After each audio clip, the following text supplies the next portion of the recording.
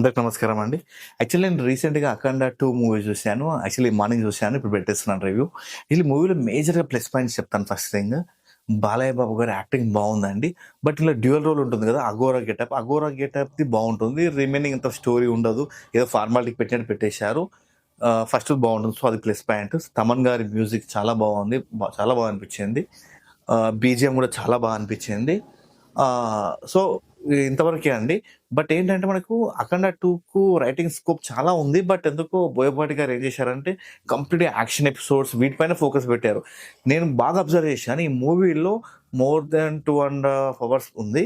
ఇందులో క్లియర్‌గా ఒక 30 మినిట్స్ అనుకుంటాను. 30 మినిట్స్ కూడా కాదండి. ఒక 20 మినిట్స్ మాత్రమే మనకు డిస్కషన్ మాటలుంటాయి గదా! అవుంటాయి. రిమైనింగ్ మొత్తం 1½ అవర్ మొత్తం ఏసి పడేస్తుడు అట్లా, ఇట్లా. బట్ ఒక్కటి మాత్రం చెప్తానండి బాలయ్య బాబు గారికి ఫ్యాన్స్ కోసము. ఈ యాక్షన్ సీన్స్ ఏవైతే ఉన్నాయో, అవి బాలయ్య బాబు మాత్రం చూస్తేనే ఎవడు కామెంట్ చేయడండి. చేస్తే మాత్రమే. ఈ యాక్షన్ సీన్స్ కనుక వేరే యాక్టర్ ఎవరైనా చేశారనుకోండి, ఘోరంగా ట్రోల్ అంటే ట్రోల్ చేస్తారు. బాలయ్య బాబుకి ఎందుకు ట్రోల్ చేయరంటే, అది వర్త్. ఎందుకంటే కొడితే ఎగిరి 100 పల్టీలేయాల్సింది బాలయ్య కొడితేనే ఎయాల్సిందది. ఇంకెవరు కొడితే ఎయాల్సిన ఉండదు. చిరంజీవి కొట్టినా, నాగార్జున కొట్టినా యాక్సెప్ట్ చేయరు పబ్లిక్. బాలయ్య బాబు కొడితేనే యాక్సెప్ట్ చేస్తారు. అందుకే జై బాలయ్య అనుకోవచ్చు. ప్లస్ ఇది కమింగ్ టు స్టోరీ అంటారా? స్టోరీ మనకు మన కుంభమేళా ఉంటుంది కానీ, కుంభమేళాలో ఒక పాయిజన్ వదులుతారు. అది పాయిజన్ తయారు చేయడం లైక్ మన కరోనా వ్యాక్సిన్ అలాంటివి ఉంటాయి. ఆ వ్యాక్సిన్ తయారు చేయడాల కోసం అన్నట్టు కాన్సెప్ట్ ఉంటుంది.